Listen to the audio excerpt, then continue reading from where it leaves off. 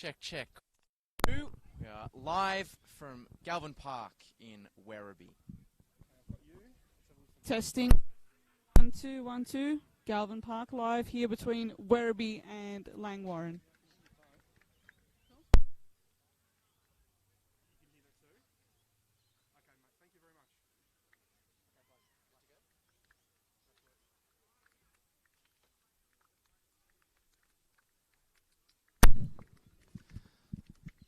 Galvin Park plays host to a Saturday afternoon NPL2 clash between the Langwarrin Soccer Club and Werribee City, with a big 3 points on the line for both sides as they look to get back to winning ways.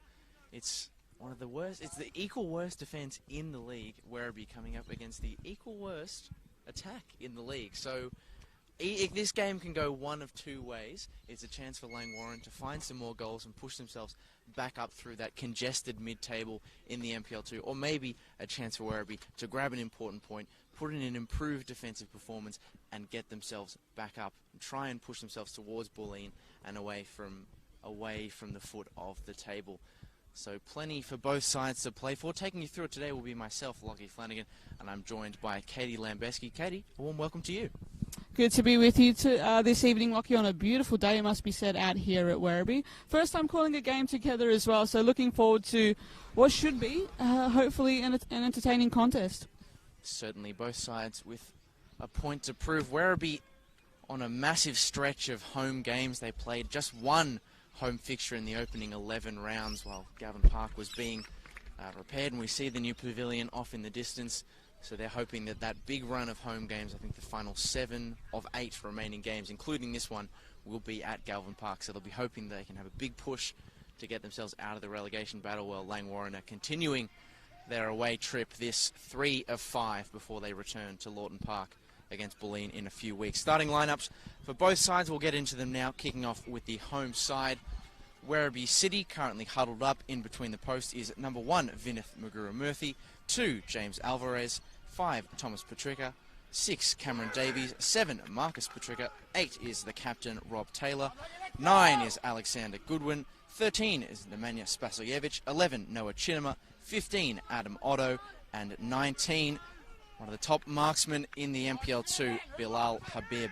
For Langwarrin, Fraser McLaren starts between the posts. The captain is 3, Jamie Cumming, 6 is Callum Goulding, 7, Jeremy Minfar, 9, Tom Youngs, 11, Slaven Vranesevic, 14 is Sam Orrit, 15, former Melbourne Victory forward George Howard, 17, Demir Stojlovic, 18, Lucas Portelli, and number 26 is Rogan McGeorge, as Langwarrin in the white with the red and blue sash get us underway at Galvin Park. Be interesting to see how Werribee approach this game. Of course, 30 goals conceded so far in this season. I think the focus has to be keeping it tight early. They have the marksman up front to do the damage in terms of Bilal Habib, who's scored 8 goals in 12 games, I believe it is. So there's an opportunity. There's an opportunity there to get those chances up forward, but they just have to try and hold off Langwarrin, I think, in these early exchanges and try to build from there. It's definitely a good point. Werribee City, defensive struggles are well known, but just the 2 wins to their name this season. One of those, however, the silver lining, of course, so one of those wins was against Langwarrin on the road. 3 goals to 1. Bilal Habib did score in that game.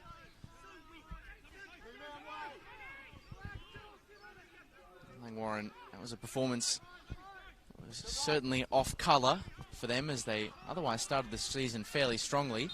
As that's Chinema, who thought he won the ball and could have gone for the cross, but referee Max Hanlon deciding in favour of Sam Orrit, who's playing slightly an out-of-position role for him at right full-back. Usually slots into the front 3, but there's been a few defensive absentees for Langwarrin. Of course, 2 red cards for them last week.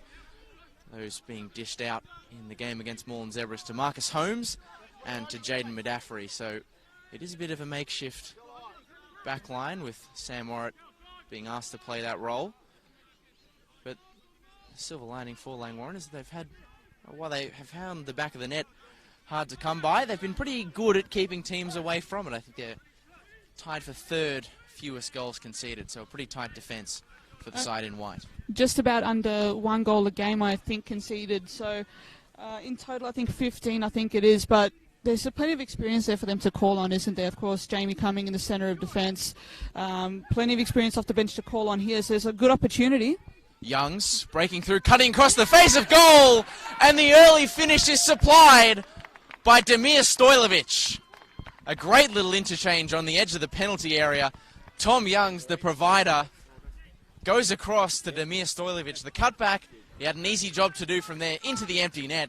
And the away side, they've travelled a long way to get to Werribee, and they take the early lead. Brilliant build-up there. Brilliant build-up play from Langwarrin. Patient, work possession, left, right, ended up going through the wings and then cutting it back in. Fantastic way to start this game. Started on the front foot, set up that high line, and Stojlovic made no mistake from close range. Can't ask for much more than that if you're Scott Miller. Outstanding from Langwarrin. And goal number 2 of the NPL2 season for Damir Stojlovic, who has had a frustrating year in front of goal at times. He's often been heard yelling out in anger at his inability to finish clear-cut chances, so I'm sure that one will be extremely pleasing for Langwarrin's number 17. Now, the equation has changed quite significantly for Werribee City. We've got this throw. Alexander Goodwin will supply into the penalty area where bodies are raising, but luckily for Langwarrin, it's Fraser McLaren who rose highest. Tries to give it quickly. That was Otto picking up. Habib given one to chase. And Orit will bring Langwarrin the other way.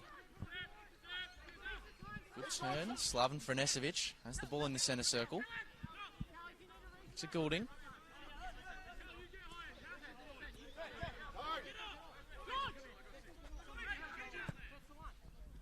Ball sent behind. George Howard given one to chase.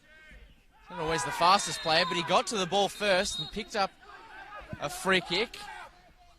Had a bit of a physical altercation with Cameron Davies. I'm sure those two will be doing battle pretty regularly today. It was the number 15 for Langwarrin who won out on that occasion. Exactly what I think you want if you're Scott Miller's side. George Howard presenting that focal point again, drawing that centre-back in Cam Davies, coming out to try and mark him in the end, just opens up that, I think, attacking option a little bit more. I think you were alluding to off air, we were chatting before, Lockie, the ability of George Howard as being more of a target man this season. So there's opportunities that he's going to open up. It's just a matter of continuing to present and be that focal point. And interesting also to see the fullbacks getting forward as well. Jeremy Minfar right in front of us, really getting forward as the third midfielder drops in between the defenders as the free kick comes in. Franesevic sends that high. Tom Young's trying to control on the edge of the area. It's headed away, but the ball had already strayed away from the field of play. So that'll be a goal kick for Vinith Maruga Murthy. 18 years of age. I believe wearing a cap. It is quite sunny conditions here at Galvin Park today. Certainly would be getting a bit of sun in the corner of the eyes. Must have heard me because immediately, as soon as I said it, he took the cap off. But he started this season in the NPL3 with Geelong. He's earned himself a more regular starting gig in the NPL2 with Werribee. Turned 18 back in April, so not bad work from a young keeper to be playing at this level.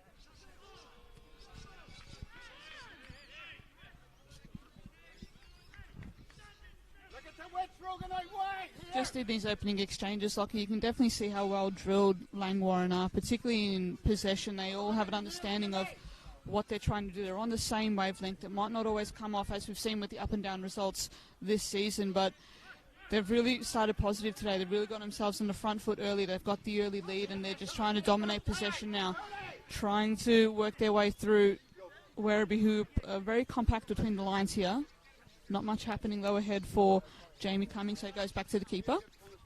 Well, interesting to note, really, from a Werribee perspective, that despite being that goal behind, they're not going out of their way to engage in I was going to say a high press, but really any sort of press at all at the moment. They're quite content to sit back. I think they do think that as with the last time these two sides met, the best chances will come to them in transition.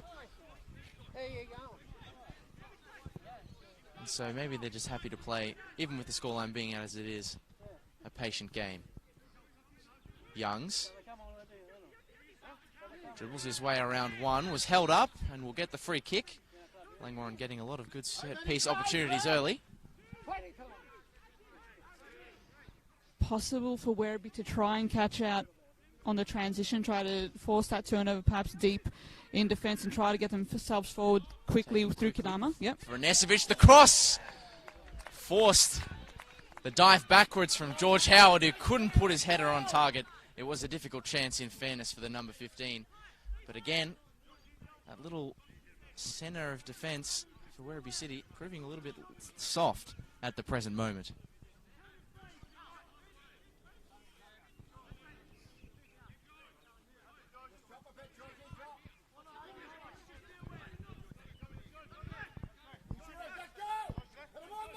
Played short. Maruga Murthy. Ball's launched forward into the path of Habib. It was Chinema, in fact. And number 11. 11 and 19 do look kind of similar with these quite thin numbers on the back of the shirt. Youngs. Back to Orrit, who himself is no hurry. Lets it roll all the way back to Lucas Portelli. Of course, Football Victoria live stream viewers might be familiar with Lucas Portelli, having played in a different coloured shirt this season. He came across to the southeastern based side from Oakley, where he started the year in the mid-season window.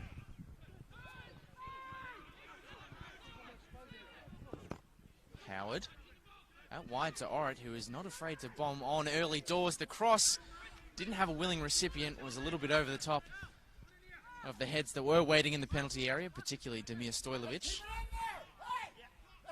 Unfortunately, Orrit was played through well by George Howard, who really was the player you would have wanted in the penalty area for that cross. Yeah, they just need to get that supply there. He just needs to be that focal point, allow that option for the cross, allow that option to be the focal point, but just need to keep persisting here through Langwarrin. You have to say they're pretty good odds for a second goal pretty quickly here, continuing to monopolise possession and no real press at all. As you mentioned from Werribee earlier, Lockie, it was just they're not really bombing forward. They've just sort of played a low block and they're looking to try and catch him out on the transition. Stojlovic competes well in the air, but ends up lobbing harmlessly to Maruga Murthy in goal there.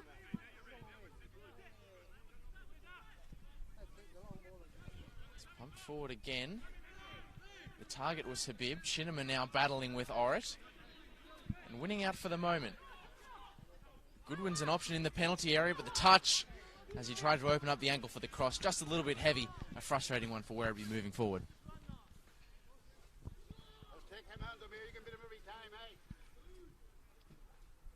Kinama showing he can be quite handy though. Of course, the former Green Gully under 21s player as well, really getting now some senior minutes at Werribee, which is very much a positive for him. I think it's going to be important, particularly in the way Werribee attack, especially on these transitions, trying to get the ball wide and get that supply through to Bilal Habib and Alex Goodwin as well in the centre. Certainly been involved with some high-profile sides in his short time as a footballer. Noah Chinema has also been in the youth ranks at South Melbourne and Northcote City back in 2019. George Howard hitting the line, has the cross cut out by Thomas Petricka. But certainly a lot of scope this season, Katie, as you were touching on, has been given to young players in this Werribee City setup. A lot of them coming from the Moreland Zebras. The reason for that we'll touch on later when we get to speak about head coach Frank Petricka and his connections to the Zebras, but we'll hold off for a moment as Langwarrin take this corner short. Vrnesevic loops that one over the top. It wasn't the pass that he really wanted, with the ball bouncing in a difficult fashion. That wasn't the pass that Lucas Portelli wanted either, coming through from Callum Goulding. Just a bit too much on that pass there. A bit of a let-off for Werribee, but they'll take a moment to reload here. Just need to show some initiative here. They just need to get further up the pitch. They really do. They just need that opportunity to play through the middle, try to catch out Langwarrin that way. They have the goal scoring power. We know that it's up forward, so they just need to persist here. They need to try to stay in the game as long as they can. They've got 3 players in that front 3 who have shown that they are capable of scoring against Langwarrin. Of course, Nemanja Spasojevic and Bilal Habib both scored in that 3-1 win against Langy in round 4 this season. And Alex Goodwin also scored back in 2019 when it was still the NPL2 East. 3-2 loss for Werribee that day, but can still find the back of the net against this side. And put about a bit more if they are going to find a breakthrough like that, however. Werribee Murphy turns that one straight over to Minfar. The little header is quick to McGeorge. They're taking things quickly, Langwarrin. Touching quickly. Howard has his pass cut out by Spasojevic, who now has the chance to attack space open on the right-hand side. And these are the transitions that may prove fruitful for Werribee City, heading towards the line. Spasojevic cut across the face of goal, and Orritt's clearance is against the post. That was nearly a calamitous own goal for Langy's fullback. Very much a warning shot there from Werribee. Spasojevic with a brilliant run down the wing in front of us. Really, really good opportunity. Almost calamitous at the back there from Langwarrin. They'll need to calm down here, need to get back on the ball, and need to get back on the front foot. Just came out of absolutely nowhere. Had him down the pitch in a matter of seconds. Langwarrin trying to get it down quickly. Werribee Murphy slipping over for Renesevic. Ball in the corner to McGeorge. The 1-2 played. Youngs fancies this, but perhaps shouldn't have because he got none of the curl that he would have wanted off that shot. Not quite his 7th goal there for the season was there. Tom Youngs got himself in a good position, got himself in the right space, just couldn't quite get that shot on target. Bit of a let off there for Werribee. They need to get that opportunity more for Spasojevic. He can show what he can do just there on that counter-attack. Need to get in those opportunities, particularly shifting the ball wide. Get him on the ball. It could be a fantastic battle with him and Minfar on the broadcast wing here. Both Spasojevic and Minfar, players with decent speed and verticality. It'll certainly be a battle. But that's the thing, as we saw from that play, the damage that Werribee City can present. They do have wide players who are quick and direct and can make things happen. Moving forward now. Cameron Davies wants to find the angle, forces a good stop. Stings the palms of Fraser McLaren. That was Adam Otto moving his way through. Tried to shoot early and catch out McLaren, very nearly did. Very much an improved response here from Werribee. Have gotten themselves forward a couple of times and, might consider themselves unlucky not to get an equaliser in these last few minutes. Really, really positive there. They need to continue on that momentum, try to stay on the front foot, try to rattle Langwarrin like they've had in the last couple of minutes. Certainly so. He wouldn't have been pleased with the early concession, Frank Petrica, but it's been a good few minutes for his side. Of course, Petrica still in his first season as Werribee City head coach, though no stranger to Werribee City. Was a former player for them, captain as well. As George Howard has picked that little ricochet up, tries to cross it in and nearly ends in another potential own goal. Werribee Murphy alert to rise and catch. Needed to be up to the task there, and he certainly was. Of course, the former Geelong Soccer Club custodian, searching for regular minutes here at Galvin Park. Good intercept by McGeorge, and Langwarrin can break here. Youngs is able to jink his way around run, tried to get that cutback again to connect with Demir Stojlovic, but it was held up by a few long limbs in the Werribee City defence. Tom Youngs is a very, very good player at one-on-one situations. He's not afraid to take on a player, and more often than not can get around them, certainly causing problems for Werribee City's defenders early doors. themselves will be no stranger to the threat that Tom Youngs can possess. He scored against them the only goal for Langwarrin earlier this year. It's also a pretty formidable forward for Murray United in 2019 as McLaren is forced to clear that one away. Much better press here from Werribee. Got some momentum here now. Alvarez with the throw. Tails are up. A bit more than they were at the start of the game. Davies all the way back to Maruga Murthy.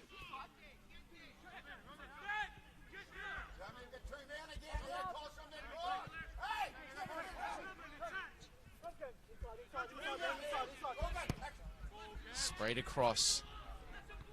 Looking for Habib. Cut out well by Lucas Portelli. Always deals with the aerial balls well. Back to Orrit. He's had a few minutes to settle after he nearly turned the ball into the back of his own net. McGeorge.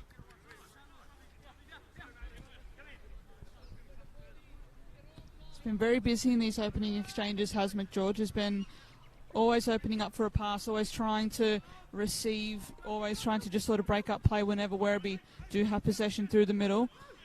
A lot of work there through Golding as well through the middle. McLaren put under pressure by some of his teammates, and Spasojevic will pick up the pieces. He's got a teammate to his right, he finds it. In the form of Rob Taylor, the cross towards Alex Goodwin is disappointing from the Werribee captain, and he's reminded of that fact by a few Werribee City supporters on the other side of the fence. Stojlovic. Tom Youngs is screaming for the switch, but the open patch of grass that he's got to attack is being ignored for the moment.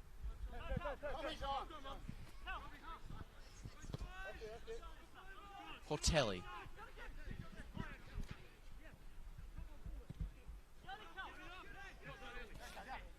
Content to knock it around the back for the moment. We always see Katie McGeorge, as you said before, dropping out of the midfield line to receive possession. And Howard goes early, but never got the power that he would have wanted, or enough power to trouble Maruga Murthy. But, you know, if you don't buy a ticket, you can never hope to win the raffle. Maruga Murthy sprayed out. Alvarez misses the flick on. Ricochets off both the head of him and mid-fire, and eventually Taylor comes away with.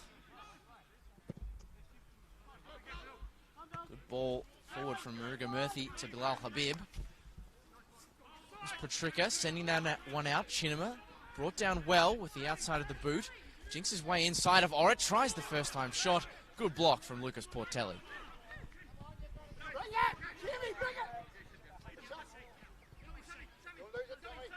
Langwarrin fancy their chances of a transition here. That ball sent forward nicely. Demir Stojlovic gambling on it, losing out to Thomas Patricka. Maruga Murthy thought about coming out, but then hesitated.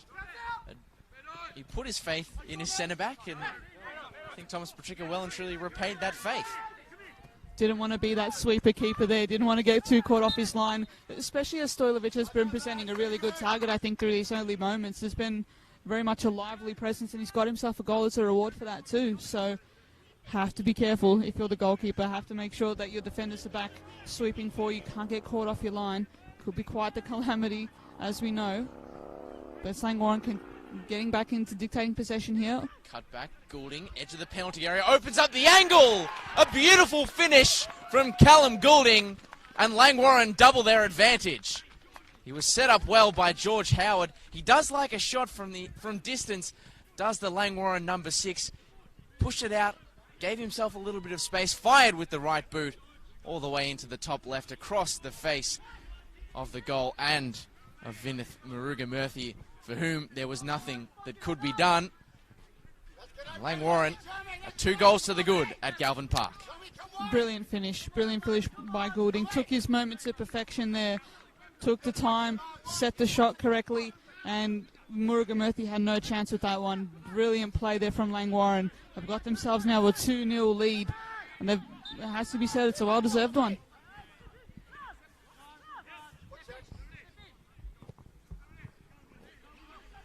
Been aside Langwarrin, for whom as we've said, goals have been hard to come by, but you wouldn't tell it from looking at this first half so far.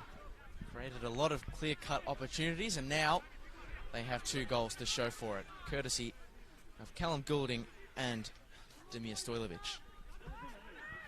They're just looking a lot more mobile. They're looking a lot more functional, particularly when they have possession. They've just been able to dictate terms, and Werribee haven't had much answers when the game has been on their terms. So they need to get themselves further up the pitch here, Werribee. They need to show some initiative, try to unlock those runs of Spasojevic, unlock that forward talent in Bilal Habib. But it's a massive chance here now for Langwarrin as they press high. Werribee Murthy's in trouble here. The goal's vacant. Howard forward to Vrnesevic. The clearance comes from Thomas Petricka, who, there's no way of sugarcoating it, bails out his keeper. Well and truly. Spasojevic. It was Goodwin, in fact, who won that. Knocked forward to Otto. Good battle between him and Stojlovic. Ends in favour of the Werribee City man.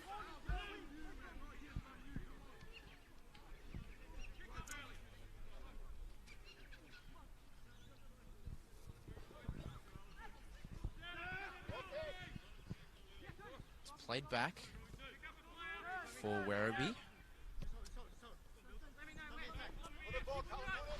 for whom the odds heavily stacked against their favour at the moment, despite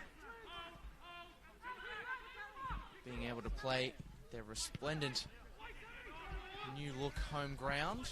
Chinema sending forward, confusion in the penalty area. Now, was Bilal Habib held up by the physical intervention of Jamie Cumming?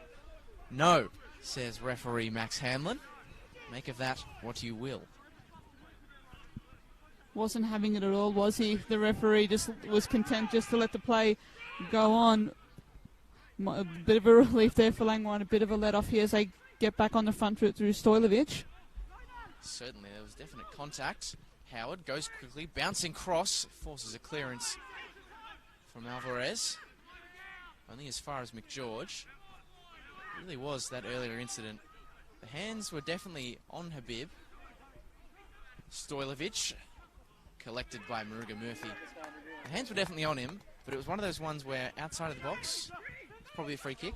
Inside, the referee's got to ask a different question as to whether or not that's worthy of a penalty.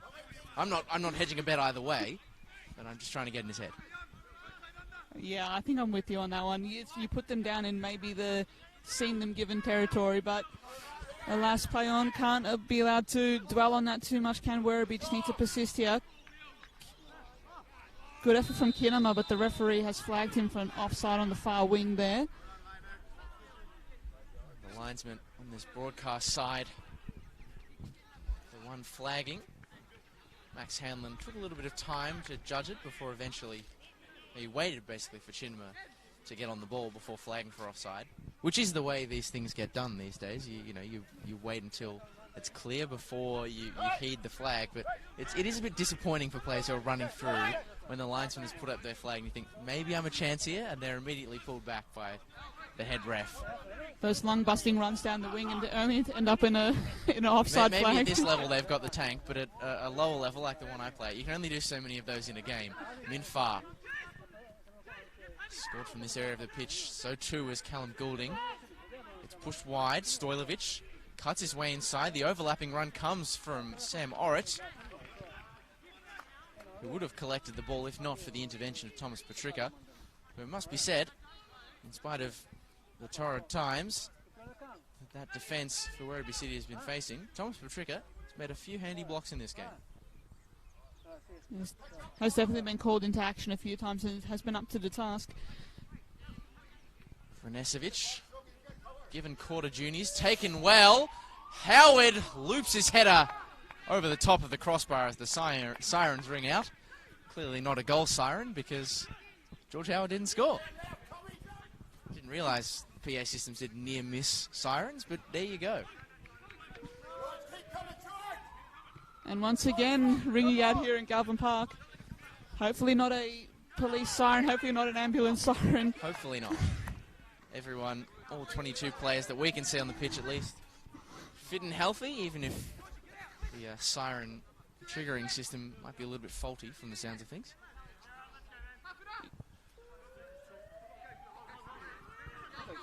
Minfar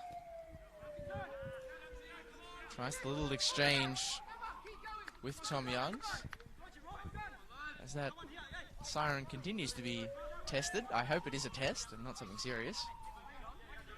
It doesn't look to be anything untoward.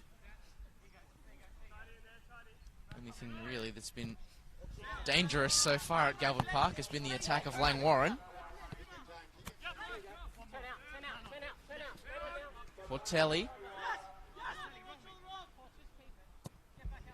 is told to keep it by his captain Jamie Cumming. Langwarrin certainly not afraid to hold possession and recycle it when they have to. A lot of play happens around this back four as they try and move the team around their opposition team and find an opening. The kind of thing Scott Miller is very keen on. Of course, very well credentialed coach Scott Miller, having previously been an assistant at Fulham and a head coach in the A-League with the Newcastle Jets. And for those who might have been watching the FFA Cup draw as well, pretty decent media professional too. Absolutely, absolutely. Scott Miller, I think, was also part of the grand final day broadcast a couple of seasons ago in 2019, so very much a polished performer, no doubt about it. And as we look to reset here, bit of a conference with the linesman there. The referee, a bit of chatting with the linesman. And at the end of things, it's a drop ball given to Maruga Murthy, who allows play to continue. Perhaps an errant hand in the build-up for Langwarrin.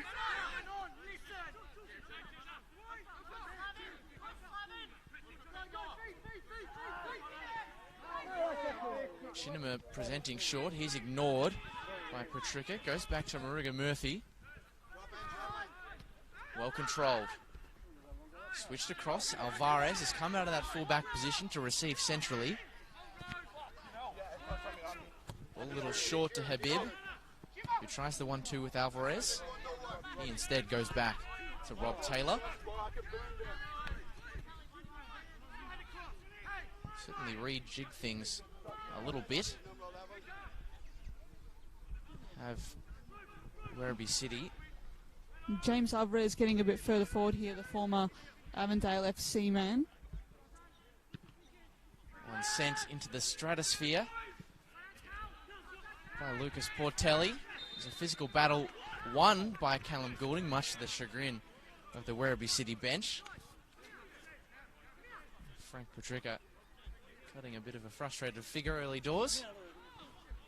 As I said before, former captain for this side all the way back in 1993. It was a good season, 1993 for Werribee City. Won the State League 1 title. And it was an even better season for the head coach, because not only did he lead his team to State League 1 promotion into the VPL, but he won best and fairest. So I'm sure if Mr. Petricka had a time machine, I think we know the year. Yeah, absolutely, absolutely. What a proud history that he's had at this club, and of course returning to the club as the head coach, looking for better times ahead for his club, I'm sure, as they look to stave off relegation to the NPL2. Not looking great at this instance, though, you have to say, Lockie. It is a difficult assignment for them. Of course, there are plenty of other games going on in the NPL2. The NPL2 really does favour a 3 o'clock kickoff. The good thing for Werribee City is if this result stays as it does, and other results stay as they do elsewhere, they won't lose any ground on the Bulleen Lions, who they're currently trying to chase and relegate the Lions to that relegation spot, because Brunswick City currently holding a 1-goal advantage over Bulleen. As Habib gives that one, first time shot is straight at McLaren either side, and Bilal Habib may well have scored. Did very well to see that off, did Fraser McLaren. Spotted the run, spotted the angle, and was able just to smother the shot before it could really have a major effect on goal. But this is a much better Werribee from these last couple of minutes have just been able to get themselves further forward here. A bit of a rejig. A very agile keeper, Fraser McLaren, not afraid to come off his line. He certainly made himself big in the battle against Bilal Habib. Long throw again from Goodwin, flicked over and cleared off the line. Questions of handball being asked by fans behind the goal. That was Cameron Davies, who had the header off the long throw. Tempers flaring a little bit as Werribee try to push forward. Stojlovic certainly had a foul on him there for a hold just in the Werribee attack there. Won't come too much though for Werribee, but they just need to get themselves forward here. Just need to get themselves really putting on the pressure on the visitors' side here. Patricka, difficult one from Maruga Murthy. The ball was really fired towards the keeper when it didn't need to be.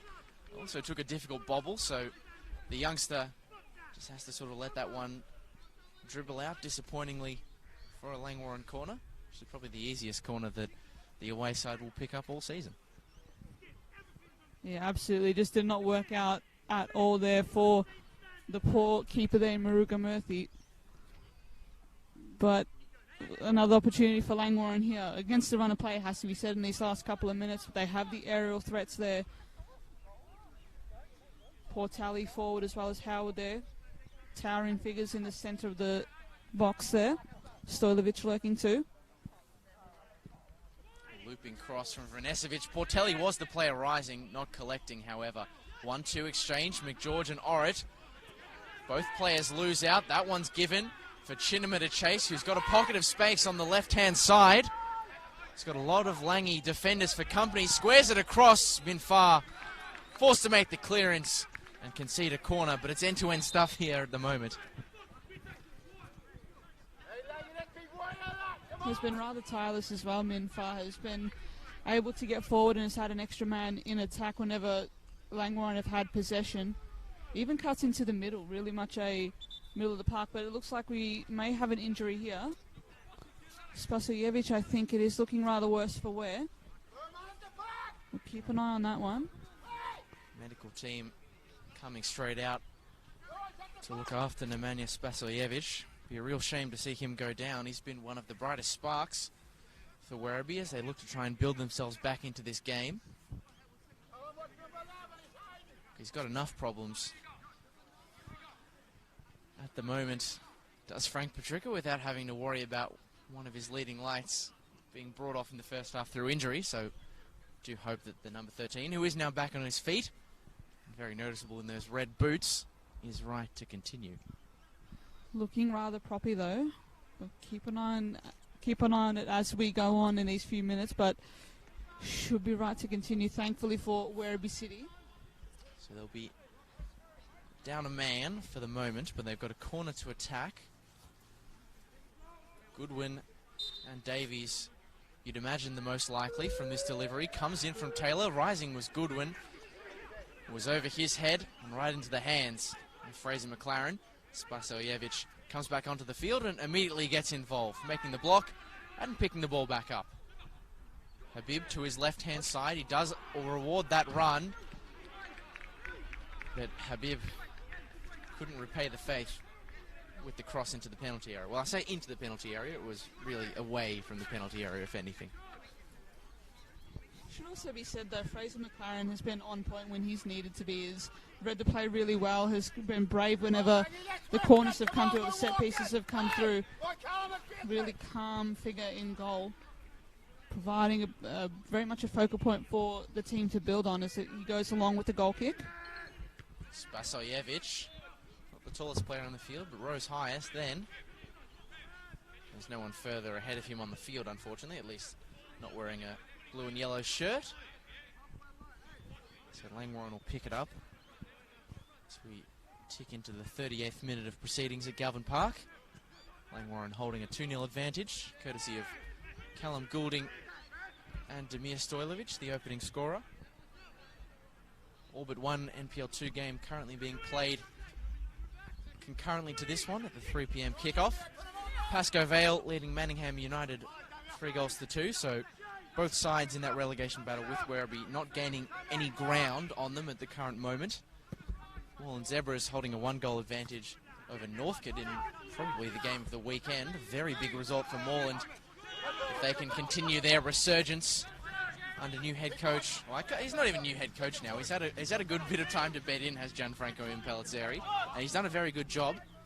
Langwarrin, of course, know all about that. They lost 1-0 to the Zebras at CB Smith Reserve last Friday night.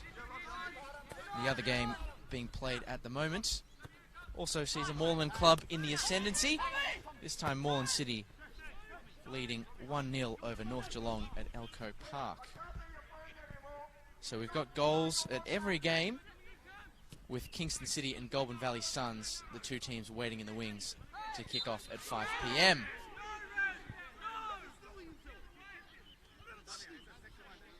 Adam Otto makes his feelings on that free kick given to Langwarrin very clear to referee Max Hanlon. No, no, no. That's what he had to say. You can make your own mind up, viewer, whether he has a case or not.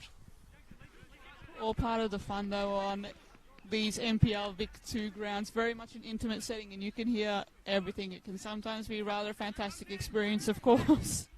Can hear everything, be it players on the field or sirens in the stands.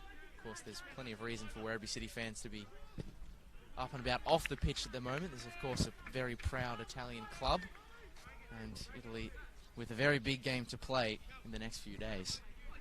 So maybe that's the reason for the sirens, perhaps. Getting a bit ahead of themselves, maybe. They're getting into the spirit, though, the Euro 2020 final spirit. Of course, very conspicuous is the Forza Italia flag behind the goal at the home stand there. Must be said, too, fantastic rebuild and pavilion there here at Galvin Park. Franesevic given another corner. That one probably is worst of the lot, but it is looking resplendent, the new pavilion. It's been worth the wait. There's still a bit of stuff left to come. Of course, you can see the fencing up over on the far side of the pavilion. There's still a little car park being built over in the corner. Chinema is the player who gives that one away. Exchanges a few words being exchanged between him and Callum Goulding. Of course, scoreline staying as it is. Goulding would have the last laugh, having scored one of Langwarrin's 2 goals, but nothing wrong with a bit of player-to-player banter at all. Stojlovic giving pressure. Davies just got his body between Stojlovic and the ball. Be an easily collected rather goal kick for Vinith Magura Murphy.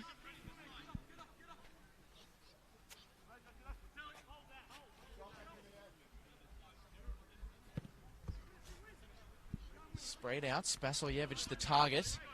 It's flicked on, and McLaren comes off his line and pumps that into pitch number 2. You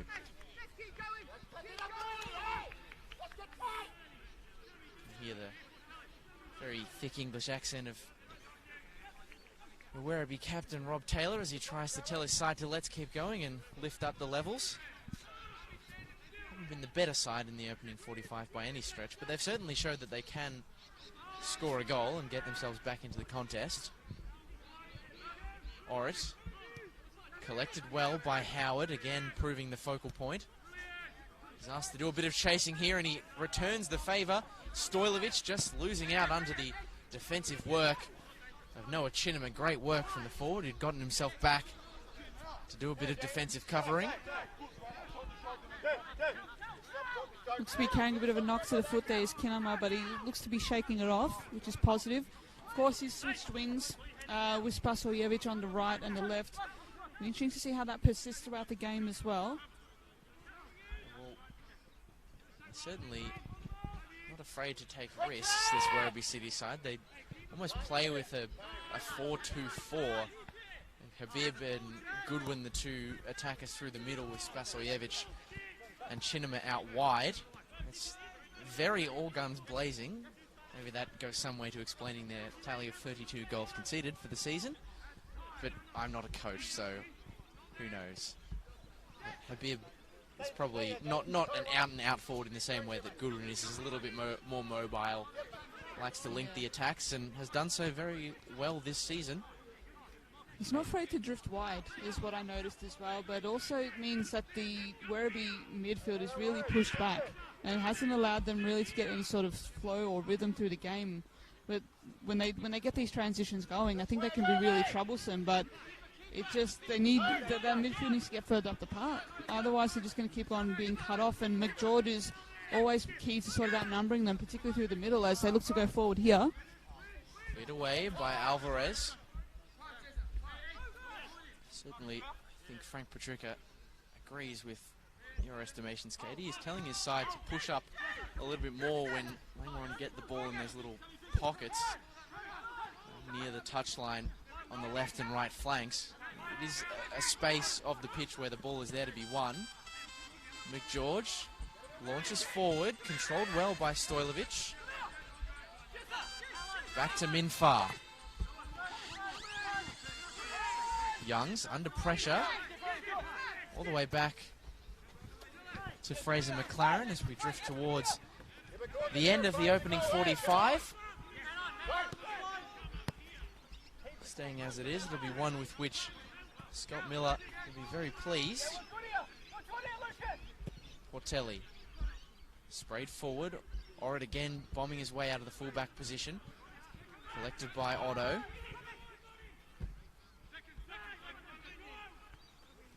Portelli makes the clearance, but doesn't get it over the touchline, so Spasojevic has this ball to attack. Portelli picks up the pieces and atones for his earlier error.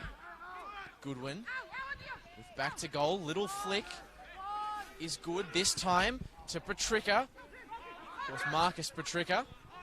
Here's the shouts, plays back. Bilal Habib, the little ball roll. Could beat two defenders, but couldn't beat the third in Tom Youngs. They showed a few fancy flicks in attack there, did Werribee City. Just couldn't quite get that final pass though, could they? Just really knocking at the door of the Langwarrin defence, but nothing doing at the end of it. Has to be said though, this game has been played at a decent tempo, at a decent pace. Both sides really not shy to get forward when they can, just different sort of ways at trying to get forward. Langy trying to dominate possession still, Werribee still trying to catch out on the transitions, but it will be interesting to see how the midfield particularly gets forward here. Good press here from Rob Taylor, the skipper. He's come all the way out of midfield to apply that pressure. Of course, always keep your comments coming through on the Facebook live stream. And a shout out to Nathan Cook. I believe, I'm not sure whether that's the Nathan Cook of the Dandenong City Soccer Club or if it's just another Nathan Cook of the same name, but if it is that Nathan Cook, very well played last night against Altona Magic in that 1-1 draw. It's a cracking defensive performance, but he says shout out to Rogan McGeorge, congratulating him on getting recently engaged. So big congratulations to you, Rogan. Cambridge born midfielder. He's been a welcome addition to Langwarrin this season.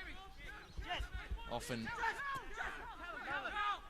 has the McGeorge family from Cambridge watching on whatever game he's playing in, be it a Football Victoria live stream or a Langwarrin live stream. One of the few clubs in the NPL2 who stream their own games week in, week out. I think Goulburn Valley Suns would be the only other team who could lay claim to that title. They do all their home games out there on the border and do a very good job of it, might I add. Speaking of doing a good job of things, Orrit, nice little cross, takes a deflection and forces the clearance from Cameron Davies. So that's a card dished down by Max Hanlon. This time awarded to Adam Otto, who's had a lot of battling to do, particularly with Sam Orrit as he's come across to cover the bombing on fullback over on the far side.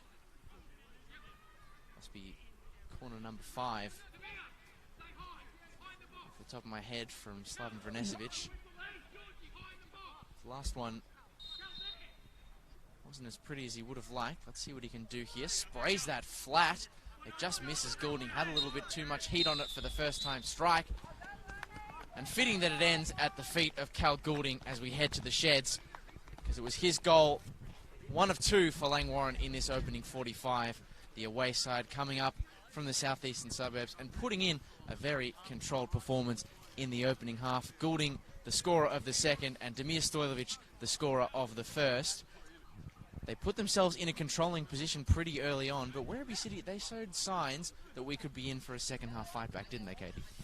Definitely. There's positive signs there. I think if you're Frank Petricca, I think the first few moments, the early exchanges in the second half are going to be crucial in the way that this game goes. If Werribee can get an early goal, then we may be in for a very special afternoon here at Galvin Park. But it's Langwarrin who dictated terms for longer in that first half, and they were able to get on the front foot for most of it. They have to press home their advantage. I don't think they have to be sitting back at all. They'll try to stay on the front foot, but it's either way, it's a fascinating next 45 minutes, and we look forward, of course, to bringing it to you live here on the NPL Victoria Facebook and YouTube live streams. Indeed, it's a scoreline that is commanding, but a game that, as it looms towards the second 45, appears to still have plenty of competition left in it. We'll see you again at Galvin Park in 15 minutes.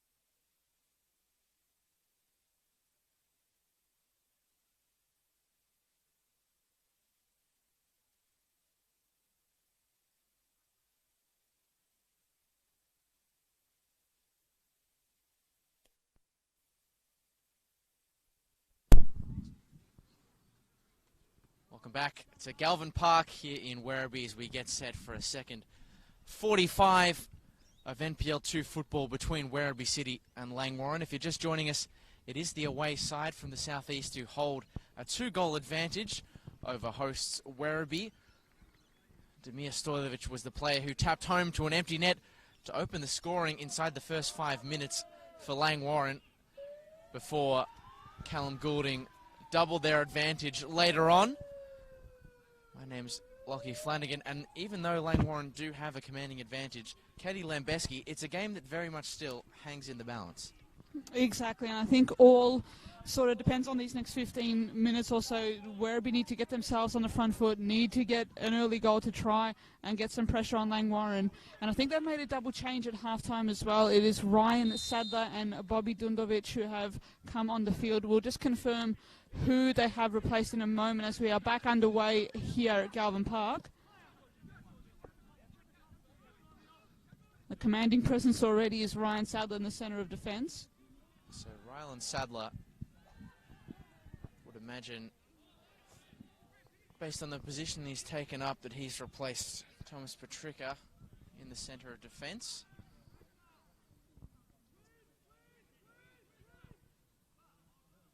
And the other player who made their way onto the pitch at halftime was Bobby Dundovic.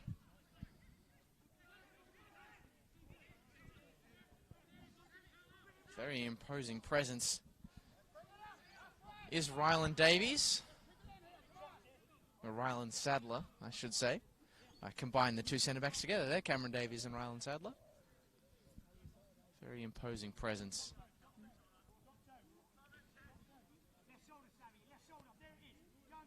Might well have been Ryan Otto, the player brought off. Of course, he was booked in the first half, and that was his 5th of the season, so he'll be missing the next game, and based on what we can see from ground level, we'll be missing what remains of this one too. Looks like Alec Goodwin was the man to make way for Dundovic as well. So Frank Petricka trying to rejig things for his side here, trying to force the issue. Of course, it was in fact Alex Goodwin. Otto will miss the next game, but we'll get to play the rest of this one. Langwarrin made a substitution of their own. And a very interesting one. Lucas Portelli is the player who came off at half-time, and 39-year-old Simon Story, which is a name, if you're a fan of the Melbourne Victory from way back, or maybe even of the North Queensland Fury, if such a thing still exists, that you may remember. Former A-League defender Simon Story. Probably wondering how he's ended up coming on as a halftime substitute for Langwarrin. Well, the answer is that he works, or co-founded rather, SEED, which is an injury and rehabilitation clinic that Langwarrin currently use.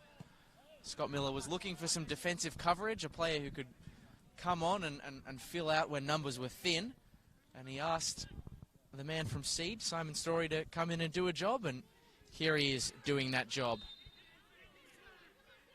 with defensive absentees amassing for Langwarrin. Of course, as we said in the first half, Jaden Medaffery and Marcus Holmes both out through suspension after being red-carded last week against Moreland Zebras. Marcus Holmes will be back next fixture. Medaffery will miss 2. It was his second red card. Chinema cutting across the penalty area, cleared away. Out for a corner, and a good mark, really, from from Noah Chinema to collect the ball and roll it out for a corner kick. Play on, not 15, if we're talking footy parlance there, Lockie. That will be the first and only time that we talk footy parlance, Katie, but my apologies. No, that's fine, that's fine. He's been brave, though, Kinema. I think he's been really, really good to push forward, but just hasn't had that luck, particularly with that final pass. There's a bit of a tangle here with McGeorge and Sadler. Werribee City fans behind the goal saying that's a penalty. Not entirely sure with a Langwarrin player on the turf how that works out. I guess sometimes 6 and 6 does make 9 or another number. But 2 plus 2 is 5. Yeah. Spasojevic will have the corner. Early for Werribee City. It's sent high and past all the heads that were waiting for it. Ryland Sadler will try to pick up the pieces, but he's lost out to George Howard. Tom Youngs knocks that one back to Simon Story, who's told he's got time. He's had plenty of time in the game, has Simon Story. For a 39-year-old, he certainly keeps himself busy, managing an injury rehab clinic, playing for Langwarrin, and if I'm not mistaken, also the physiotherapist for Dandenong City was forced to come on and do some rehab work towards that second half. Actually gave a bit of treatment to one of the players currently watching on this live stream, Nathan Cook. So, Nathan Cook, if you're still watching, give Simon Story a bit of a thank you for that hip flexor stretch that he got in the second half yesterday at Frank Holohan, as Jamie Cumming knocks that one out all the way to the back fence here at Galvin Park. Werribee City starting the brighter of the two sides, exactly as you said, Katie. This first 15 minutes is crucial for them.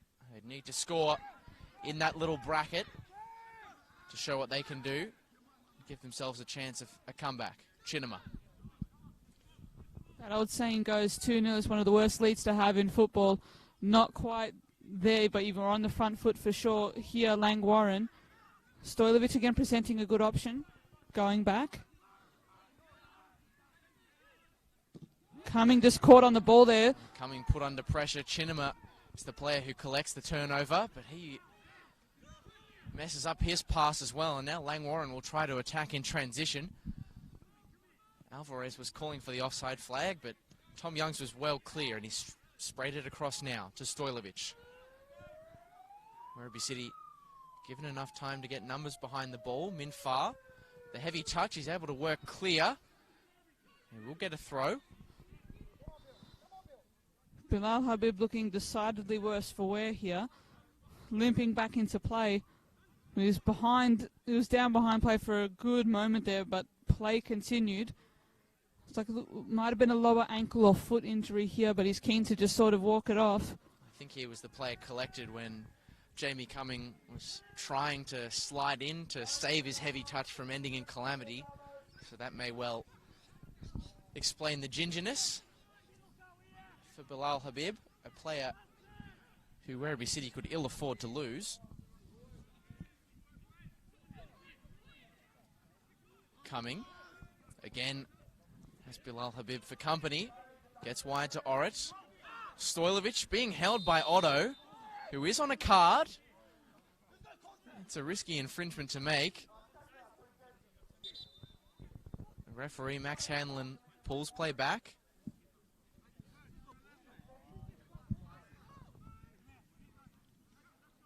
Goulding, first half goal scorer, Langwarrin's number 6. And number 7 has been worked off the ball, Jeremy Minfar. Rob Taylor. Back to Cameron Davies. There's a little bit of noise starts to build. Galvin Park. The home fans trying to will their side on. McLaren, as he has been so often today, quick off his line. Cut out the long ball in behind, which might have otherwise put Simon Story under a bit of pressure. It's only featured one other time in the league this season as Simon Story, and it was against Werribee City back in round 4. So, weird kind of everything coming full circle moment, I guess. And a few cup ties as well. Is that correct, Lockie? It is correct. Played in the Cup win against State League 1 Malvern City out at Sky a few months back, and of course was part of the side that got knocked out in the Cup by the Moreland Zebras 2 weeks ago, who themselves have now been knocked out of the Cup as well. It's happening very fast, the qualifying rounds here in Victoria, and we're already at the national stage.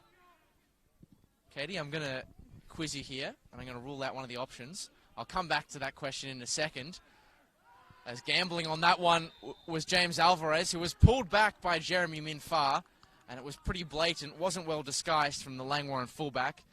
Max Hanlon left with little choice but to dish out a cautionary card for the infringement. A promising free kick for Werribee City. Very good run there from Alvarez to force the issue. They force Minfire into the challenge. They need to make use of this set piece though. They need to try to find something here as we near the hour mark here at Galvin Park.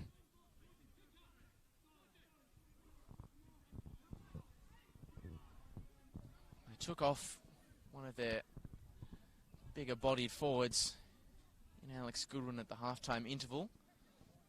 Still some threatening players from this kind of opportunity, not least one of the players that did come on at the break, Rylan Sadler. All the players attacking this set piece for Werribee kind of clustered into one patch on the edge of the penalty area. They'll spread now. Moving for it was Davies, cleared away by Langwarrin, only as far as Otto. He launches a half-hearted cross into the penalty area, which Langwarrin can collect quickly and come the other way. Stojlovic tried to play it across to Tom Youngs. But that pass across was no good, cut out by James Alvarez.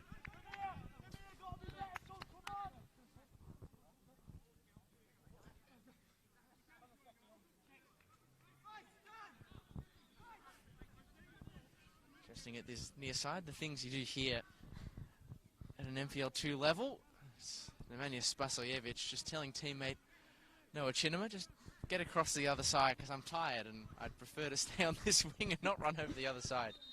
I think for Nemanja Spasojevic, probably a good thing he said that on the far side of the pitch and not the side where Frank Petrica is ready and waiting.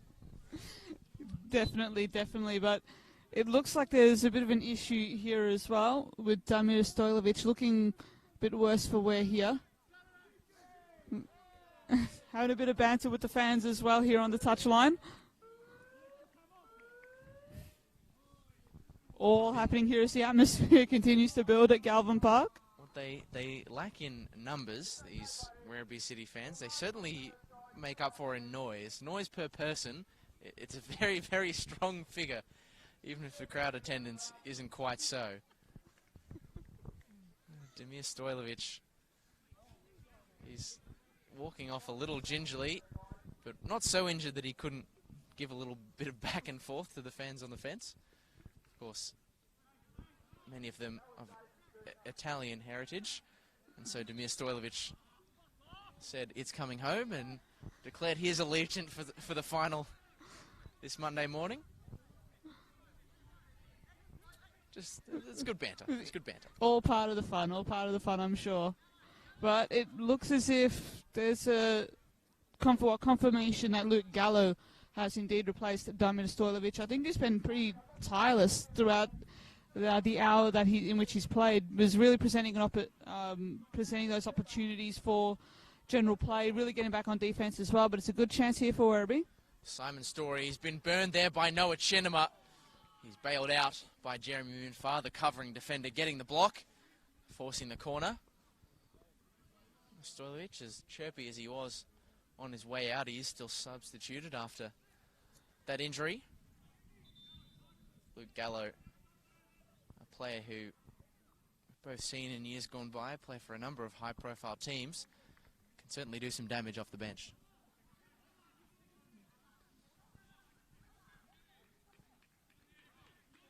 So the sub for Werribee City here. We'll just get some confirmation on that in a brief moment.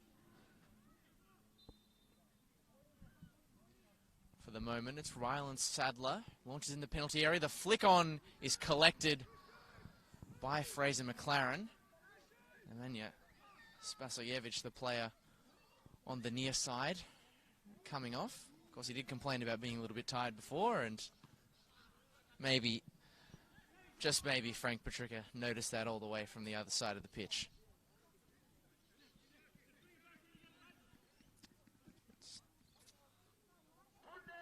John Paul Gildo is the player replacing Nemanja Spasojevic. So a like-for-like sub. Gildo coming straight into the front 3/4 for Werribee City.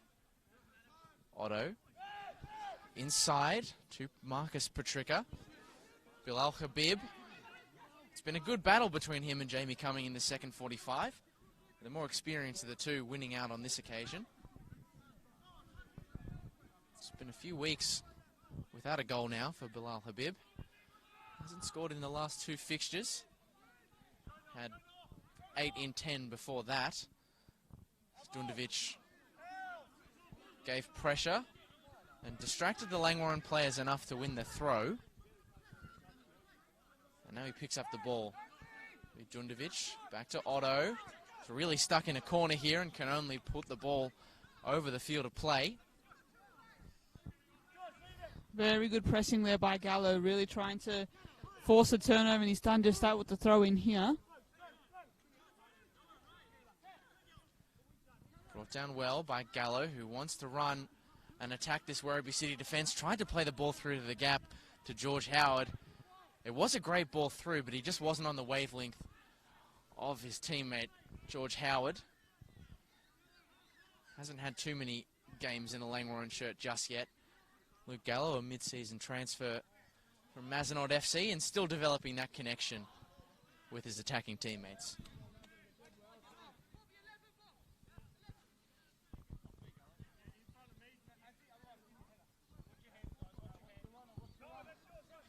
George Howard being marked by two defenders here, looking to present a target. Frees up Gallo, but he can't quite meet it. Kinami here, what can he do? Back to Sadler. Leaves it all the way back for Maruga Murthy. Now Taylor. Speaking of players who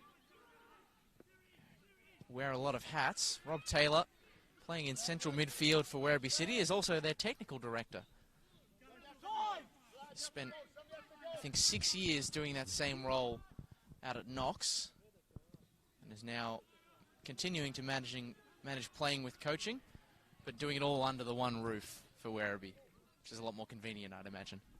Yeah, I have to say, but what a fantastic clubman in that case. Just, you know, giving back on field, off the field. Fantastic leader here at Werribee City. Habib trying the little scoop through the legs of Sam Warren, who wasn't to be fooled.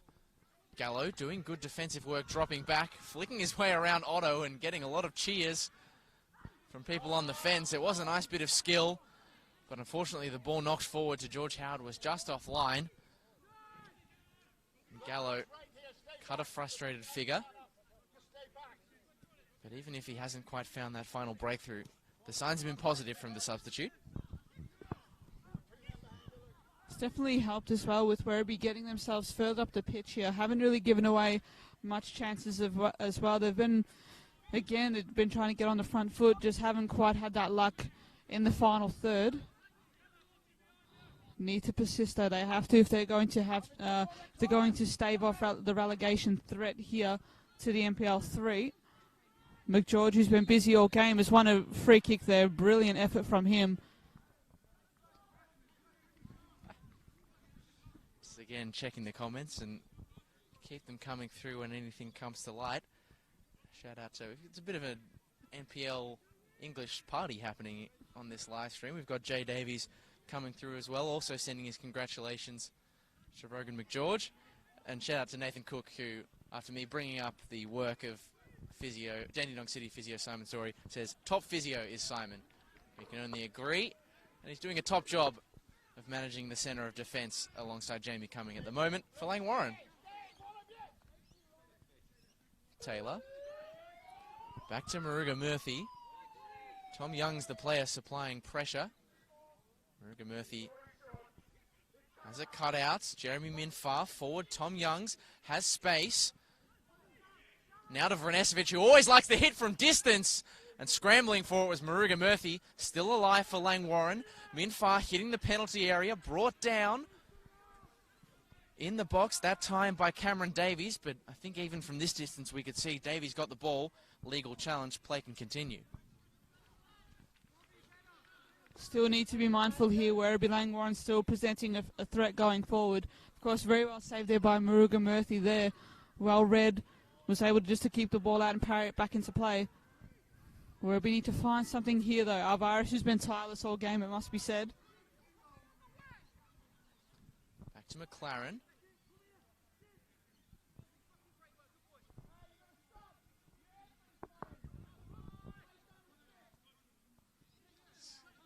Sam Orrit. Back to Cumming.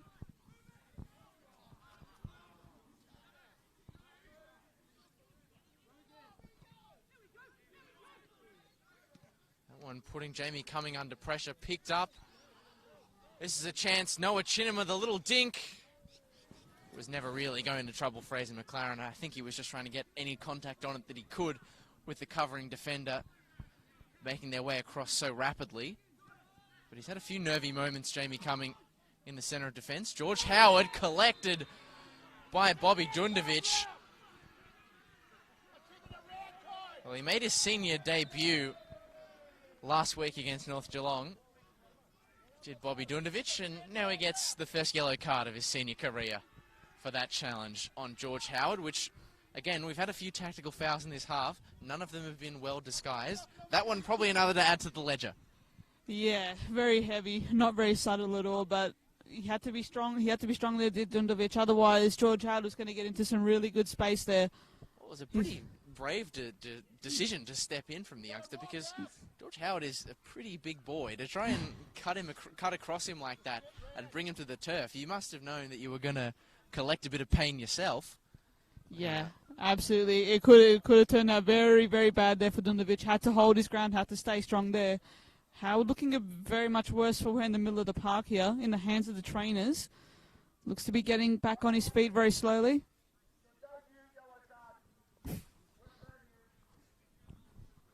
As Bobby Dundovic receives congratulations on his first yellow card from the fans here. George Howard is back on the turf. The Werribee City fans are making an interesting point. He received medical attention, George Howard, who should really be coming off the pitch, should he not? Anyway, he stays on the field. Good thing too, because he's already missed a handful of games this season with a hamstring injury earlier in the year. Langwarrin look a very different side when he's in it. Cumming back to McLaren. Bilal Habib has worked tirelessly to supply pressure from the front. He's done it again here. Gildo across to Patrica, whose touch was errant. George Howard chesting, trying to spray it across to Tom Youngs, but a good cutout. Gildo. He also has it intercepted, this time by Jeremy Minfar. Just getting a little bit scrappy here at Galvin Park as the sun begins to set. Passes being misplaced left, right, and centre. Youngs. He received from Howard, trying to find an opening. He's flicking one way, flicking another, and in his desperation to do so, gave it away, and George Howard sent that ball over the boundary fence. And if it wants to get back in, it'll have to pay the $10 entry fee. Unless it has a media pass, maybe. I'm not sure. Well, special dispensation, maybe, Lockie. I would say in the case of a match ball, probably fair. Ruger Murphy is told to pick one, and he picks Bilal Habib. Doesn't do so accurately. They'll retain possession through the throw-in to be taken by Otto. Sadler. Across the face to Rob Taylor.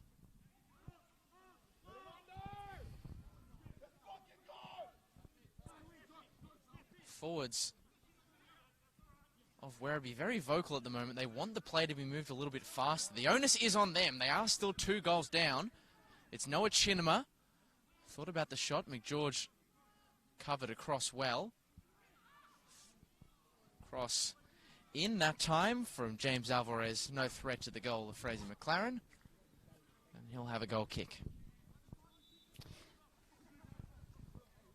As a sub is prepared here for Langwarrin, it looks like it will be Isaiah Joseph to replace George Howard, who I think might be carrying still a bit of that knock as he makes his way off now.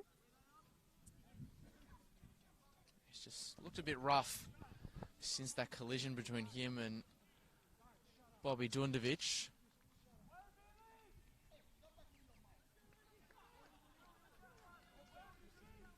And so it is Isaiah Joseph, the player who comes on and replaces Langwarrin's possibly injured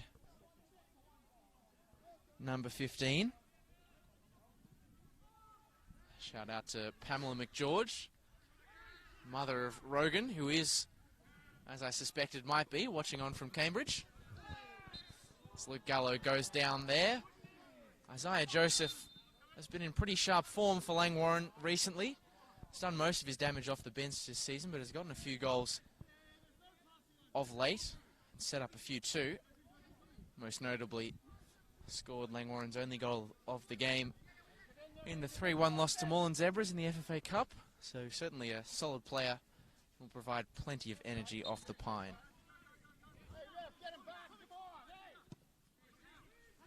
It's Tom Youngs receiving short for Vanesevic. The little ball in behind.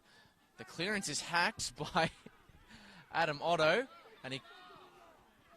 And Maruga Murphy, I think, hasn't quite understood the rule book properly there, because if it's an intentional pass, he's not allowed to pick it up, which is what he's trying to say. But it wasn't intentional. It was a hacked clearance, I think, under the letter of the law. And correct me if I'm wrong, Katie Lambeski, but he could have picked that up.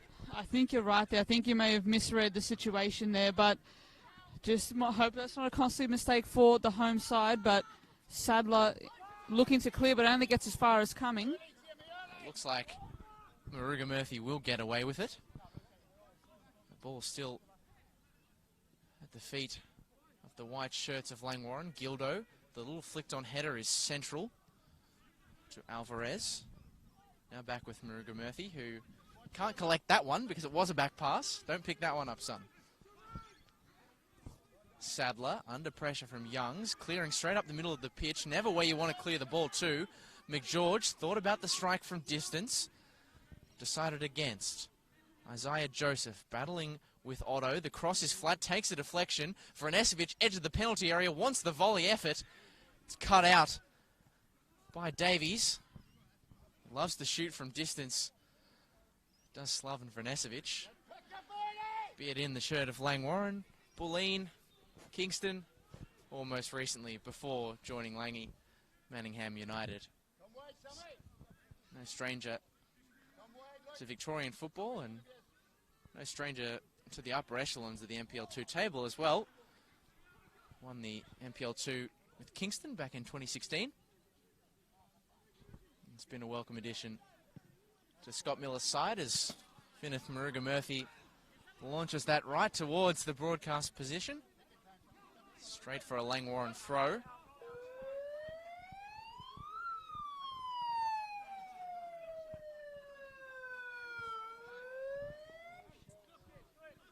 So we tick into the final 20 minutes of the game. It is still 2-0 to Langwarrin. In the lead, it would be an important 3 points if they could find it, as Bilal Habib and John Paul Gildo just get themselves at 6s and 7s there, and Langwarrin could profit in the confusion, but for the intervention once again of Cameron Davies, snuffing out the chance that would have otherwise fallen to Luke Gallo. Has to be said, Werribee have done very well to disrupt Langwarrin, and just that sort of those passing rhythm, that possession that they were able to have in the first half. They haven't been able to settle as well as I think they may have liked, but they need to make something of this opportunity here. Well, not making it. That was Orrit who crossed it in first time. Yeah, I think you're right, Katie. While not making it necessarily easier for them to score Werribee, they have certainly made it more difficult for Langwarrin to do, and that is still a win, even if they trail on the scoreboard. We've had plenty of goals elsewhere in the NPL2, as that one's thumped clear by Cameron Davies. 15 minutes left to play in this one. It is still 2-0 to Langwarrin. Pascoe Vale playing in a 5-goal thriller currently against Manningham, the former of those two sides, and the hosts, Paco leading 3-2. Brunswick City have extended their advantage against Bulleen. They lead 2-0. John Paul Gildo is marching forward. He's pushed that ball wide to Bilal Habib. Player in the penalty area was Marcus Patrica, wasn't found. And under the double team, it loses out. So Bulleen not gaining any ground and extending their advantage in the table over the top of Werribee as things stand.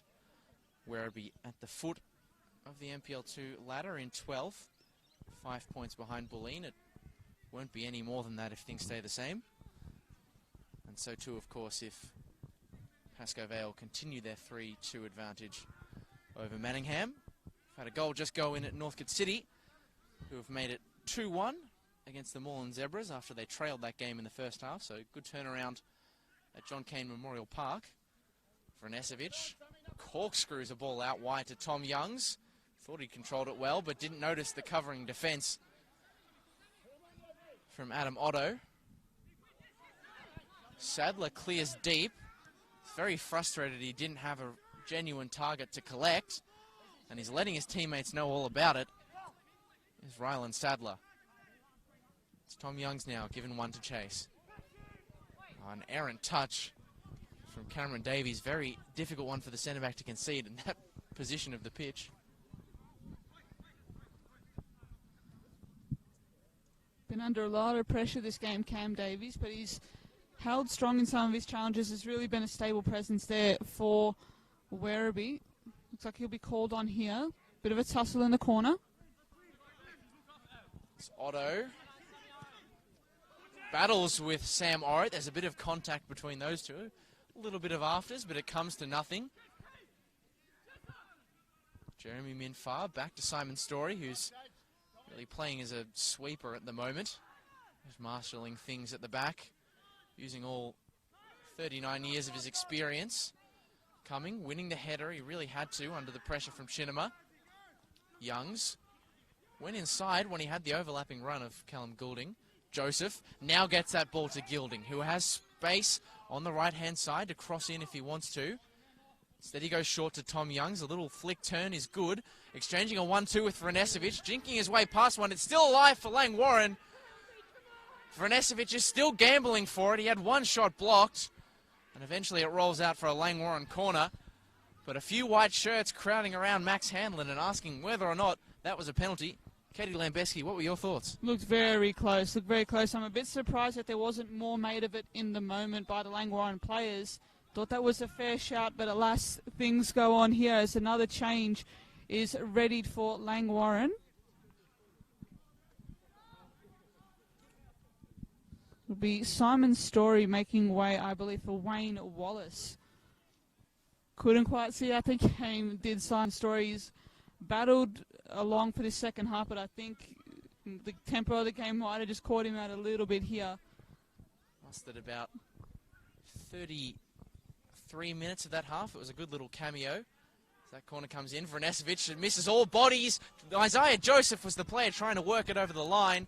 It's still alive. Langwarrin Goulding on the half volley has his shot blocked. But that's certainly a substitution. Not necessarily one that Scott Miller would have liked to have made, but experience for experience. Wayne Wallace, the player coming on, returning from injury and suspension. He's been absent for them for a few weeks as Werribee City make another change. Confirmation that it is Zala Martin replacing Cameron Davies for Werribee City. Just a bit more fresh legs here as Langwarrin try to press forward. That's certainly a substitution that throws the kitchen sink at it. Joseph tries to work his way around Sadler, gets all the way to the byline, stood up by Taylor. Great work heading towards the line in a crowded penalty area from Isaiah Joseph, but couldn't find the shot or the cutback to a teammate to his left. Wallace, first time cross, is cleared away by Taylor. Of course, that Werribee City defence will need someone to drop back. Maybe it will be Taylor because Cameron Davies is brought off, as you mentioned, Katie, for Zala Martin. Definitely a kitchen sink kind of substitution. They will chase one goal and hopefully more. Just trying to throw more numbers forward here, Werribee, but Unless they can break this spell that Langwarrin have going forward, it won't count too much, unfortunately, for the home side.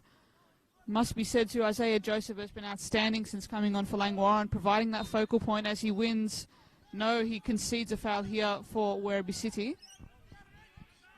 Katie Lambeski falling, albeit in a marginal sense, the victim of the commentator's curse there. He has been very good since coming on, but you can't use your hand to control the ball, unfortunately.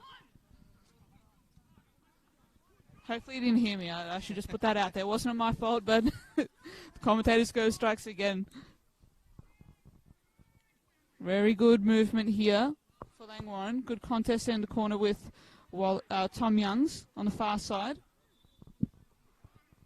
Final 10 minutes of the game. Langwarrin still with that 2-goal advantage. It's the one they've had to defend all of this second half.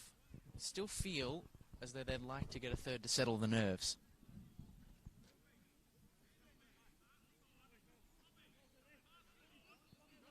You can hear the instructions, very detailed that they are, from Frank Petricca, the head coach.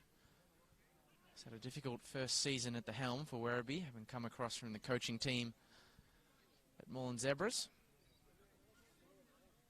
So we've got play being held up here for a little bit. Not entirely sure what the reason is, but Max Hanlon signals. Play gets back underway. It's Minfar, who's found on the edge of the penalty area, stood up well by Rylan Sadler. The clearance is only as far as a Langwarrin body for Nesevic, trying to work it through. It's a good little pass to Tom Youngs. Again, Sadler coming up clutch with another important defensive intervention. McLaren uses his hands to take all the danger out of that pressurizing run from Marcus Petricca.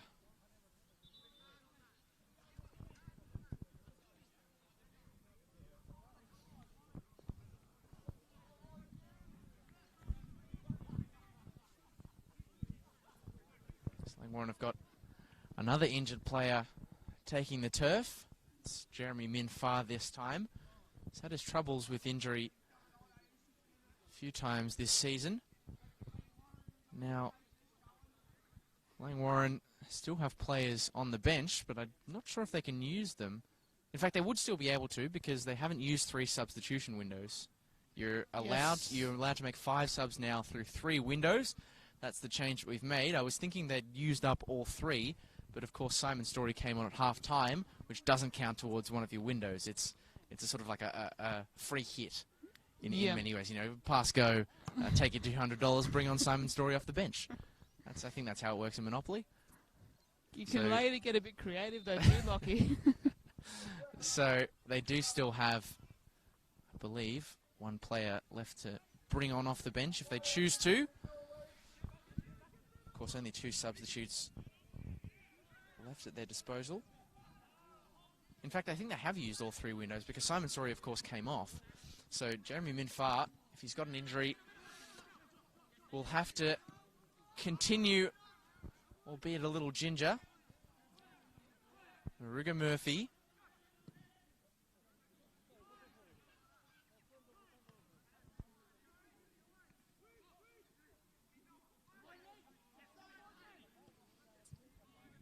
McGeorge, risky control with the outside of the boot, and that's a risky pass from Wayne Wallace. Alvarez across, Bilal Habib couldn't find the opening, and James Cumming makes the clearance. Langwarrin trying to profit in transition, put this game to bed. They won't do it with that pass forward, however, from Tom Youngs, which was too far forward of any attacking options.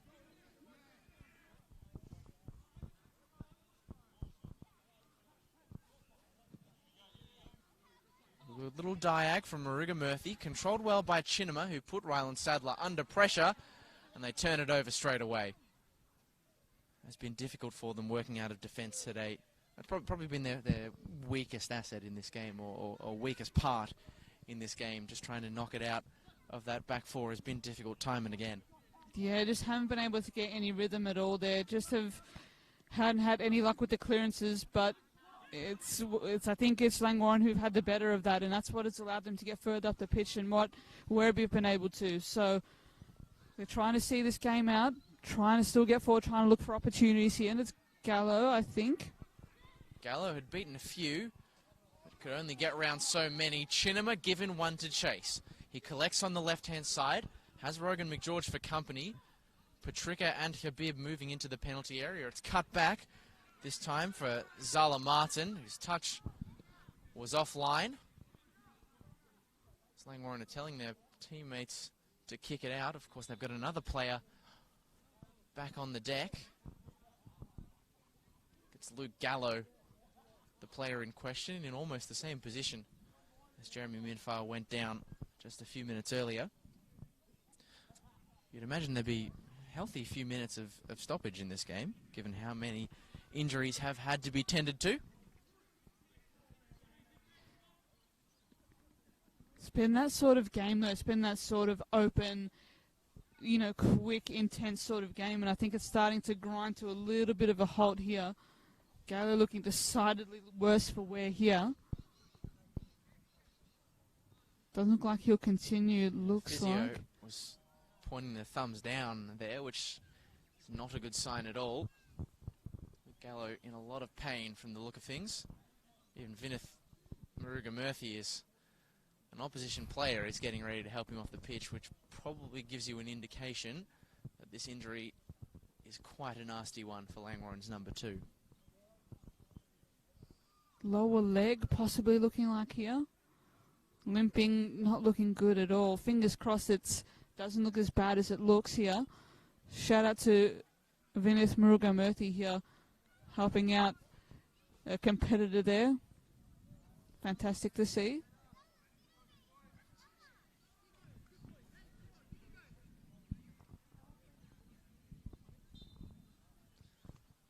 So Langwarrin will get the ball back. It's returned to them by Werribee City. Very charitable stuff, both from the outfield players and from Maruga Murthy, helping the injured Luke Gallo off the field.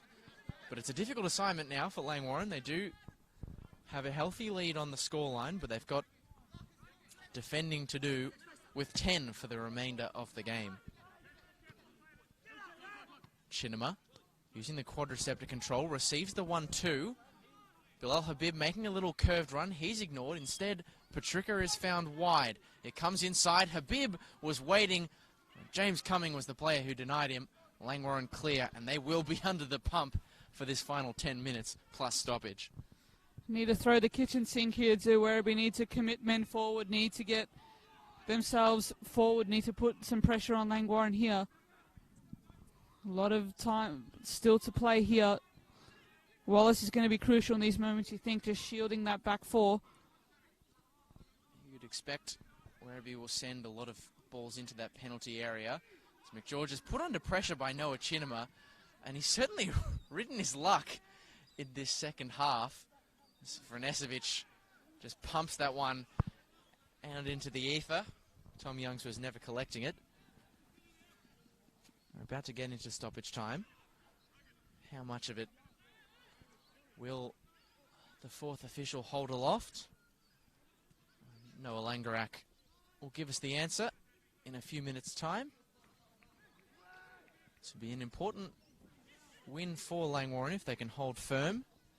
With results elsewhere, it'd push them up into 5th spot on the table. So they'd leapfrog Moreland Zebras and Goulburn Valley Suns. Of course, Goulburn still with that game against Kingston City, but not necessarily a fixture in which you'd expect them to take all 3 points.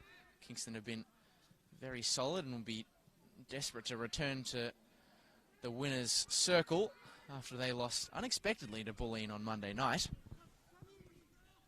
It's a good little diagonal ball forward. Tom Youngs, can he keep it in the field of play? He'll never get the chance because Rylan Sadler found it first. Might have used a bit of a shoulder to get it away, but anything is fair game in the dark arts of defending. From the Italian school, if I don't mind saying here, to be fair, he's been rather outstanding since coming on her side. There's been pretty much a commanding presence in the centre of defence.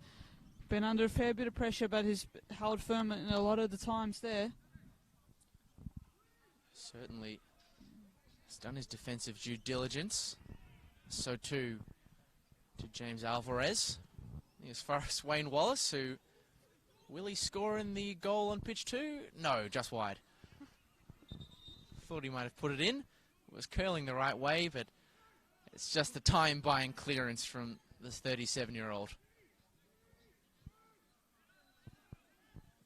They'll continue to force the issue, Werribee. Ball sent up, a difficult one for Minfar to control, decides against it, just goes for the header instead. Wallace, another good cutout, certainly is performing that role, screening the back four quite well, at least in terms of making interceptions. Speaking of, good interception that time from Sam Warrett, who's had his hands full in the second half, battling with Noah Chinema. It's probably been Werribee City's brightest.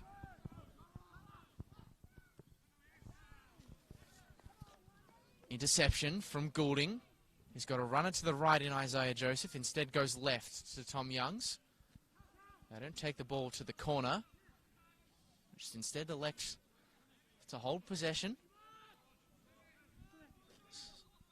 Langwarrin never stray too far from their roots. They'll always try and keep the ball wherever they can, be it with 11 men or 10. Maruga Murphy sent forward. Chinema chesting and controlling. Not finding a way around Sam Orrit. They did via the route of a pass, though, as that's a good ball forward. Bilal Habib. Again, clearly Langwarrin, credit to them, have done their homework. They've noticed that threat that the ball in behind presents, and Fraser McLaren has always, there's many times in this half, he's been not had to run out. He's already been standing there ready to claim the ball in behind. 100%. He's read the play brilliantly. It's same as Jamie Cumming, of course, in the centre of defence. At him, Rogan McGeorge have just been able to dictate terms whenever they've come under a bit of pressure. As the fourth official confirms, 5 minutes of stoppage time here. To be expected, though, a few injuries, a few substitutions. Opportunity still here for Werribee. They need a goal, and they need it very, very fast if they can think of getting anything out of this game. It is a healthy chunk of stoppage time. We've seen 2 goals scored in less minutes than that many times in the Victorian football circles. We all know some very strange things can happen at the semi-pro level in Victoria. Will this be another one of those moments? Martin trying the little curler. Alvarez chesting. Did he use the hand? Well, it matters not whether he used a hand or didn't, because he was flagged for offside.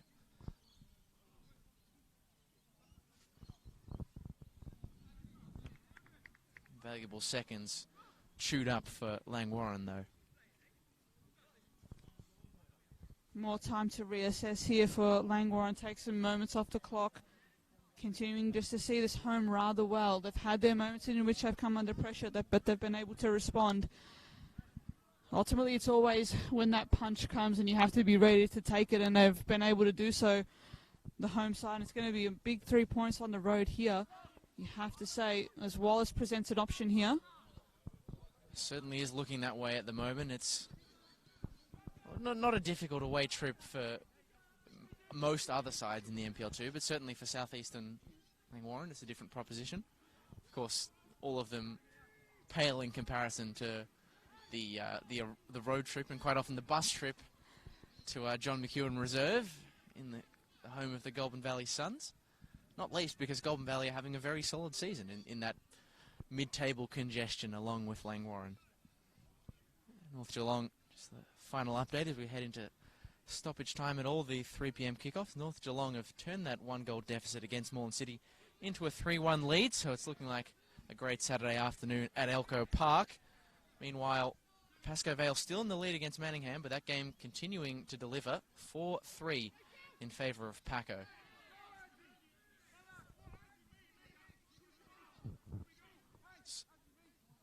Rylan Sadler decided very early that he was going to take this throw and will probably go long.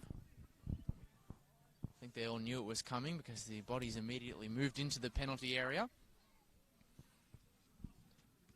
It misses Noah Chinema, and the knees used to control. It's a shot in from Zala Martin that was difficult for Fraser McLaren given how many legs it came through, but he got his body behind it, and by the time it reached him, a lot of the pace had gone out of the shot.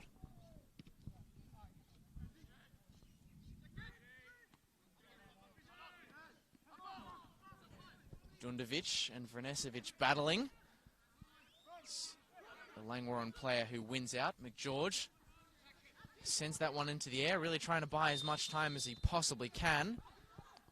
And Isaiah Joseph a little bit overzealous in the battle with Sadler. Taylor. Maruga Murphy puts Sadler under pressure, who's forced to give up on it. Again, that working out of the back third.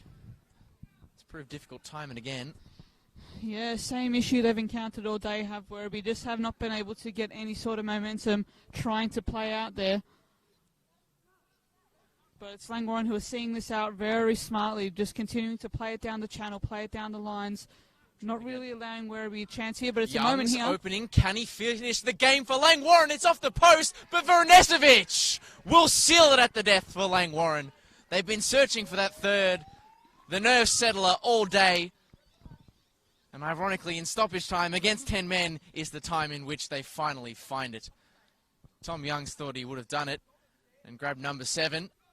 But it bounced off the post, fell to Vrenesevic, who gets his first goal in Langwarrin colours and his second of the season in the NPL2. Further icing on the cake for Langwarrin here. Brave 3-0 win here at Galvin Park. Have just been able to hold things off as the final whistle sounds. Well, that's that. At Galvin Park, they score at the death. Well, there is a score at the death, but not for the side that most desperately wanted it, as Langwarrin grab one more to settle things at the full-time whistle from Slaven Vrenesevic to build on their 2-0 lead that they took to the half-time whistle. They've scored 3 goals, and they'll take 3 points back over the Westgate Bridge and back towards the southeastern suburbs. Katie Lambeski. Brave performance from Werribee, I think you have to say, but it's Langwarrin who take home the points. And it's on a long trip back home. They've just been able to build on that foundation that they set on the first half. Those goals through Stojlovic and Goulding in those first 20 minutes just was able to get themselves in front of the game, ahead of the game, and Werribee just weren't able to bring it back. They just weren't able to make up that ground that they lost in those early exchanges. And fun game all in all, but ultimately it was Langwarrin who were able to control things for longer, and it's a big win for Scott Miller's side. It was really Werribee. They did well to stem the bleeding in the second half and shore up shop defensively right up until the last action of the interval. Slaven Vrenesevic's third sealed the game and wrapped us all up here at Galvin Park, where Langwarrin will take their 3 points and push themselves up to 5th place in the NPL2 table, for Werribee City still at the root of the NPL2 table in 12th, but haven't lost any ground on either Manningham or on Bulleen, who both look as though they won't be getting any points themselves today. So that about wraps us up here at Galvin Park. Here in Werribee, it's finished in favour of Langy, the side in white, heading to the sheds to the cheers of their travelling supporters with a 3-0 win